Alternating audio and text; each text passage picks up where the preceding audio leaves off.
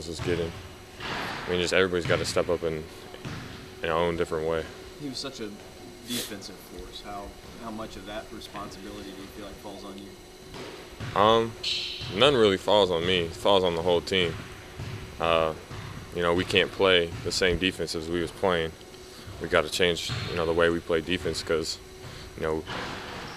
knowing that we had a shot blocker and, a really good shot blocker on our team, it's just, you can kind of gamble more. But now we got to play more solid defense and not let, guards drive us as more. Does that incorporate your zone? Yeah. The good thing is we had our zone in before he got hurt. And so, we still have that zone to go back to. How is your knee in terms of, are you ready to play 30, 35 minutes a game? My knee's ready, but personally I don't think my conditioning's ready yet.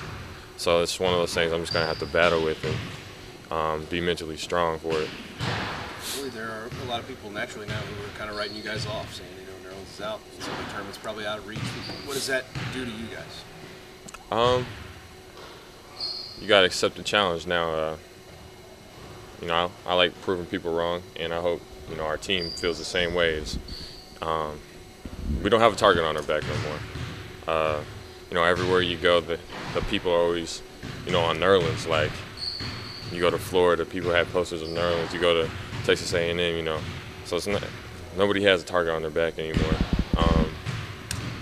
People are already, like you said, writing us off, and now it's one of those things where we can be the aggressor coming into a game where, people don't think we're going to win without him, and we just got to step up as a team and really get together like Coach is telling us to. Has Nerlens said anything to you since he got hurt? No. Have you said anything to him, texted him, called him? I haven't even seen him since he got hurt. It's up on the plane.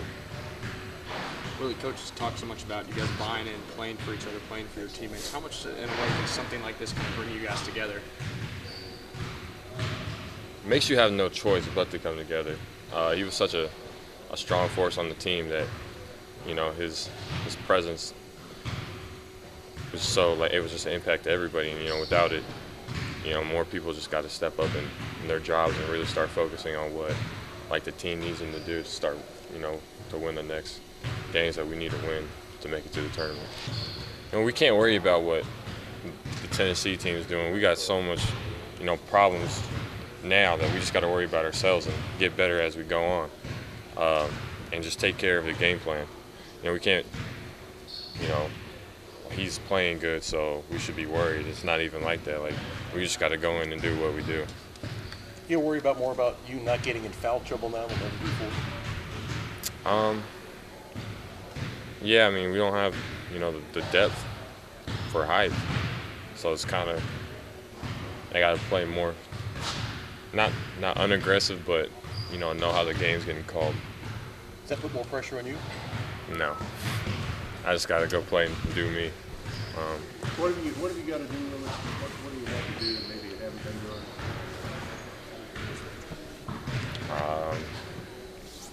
Getting more rebounding plays. Got to make up for his hustle. Everybody's got to make up for his hustle. So not so much what I have to do, it's what everybody else has to do. How much do you feel, Willie, like eyes are on you now?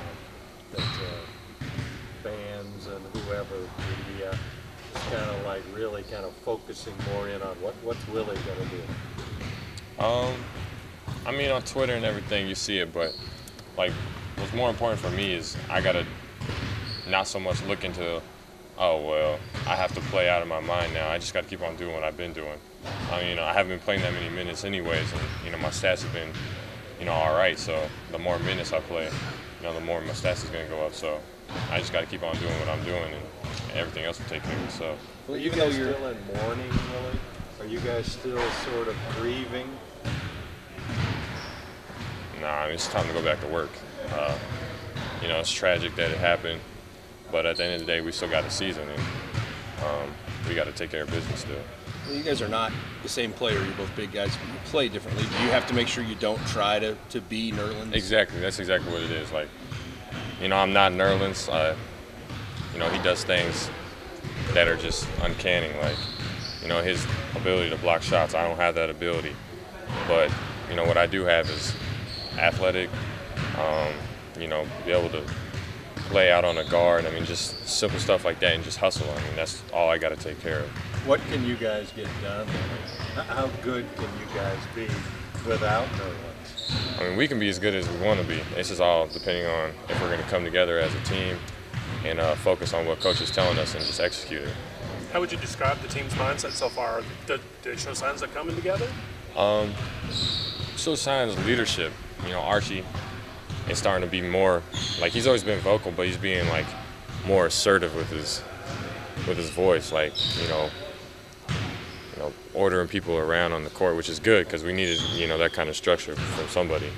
And so, I mean, just leaders are starting to lead the team now.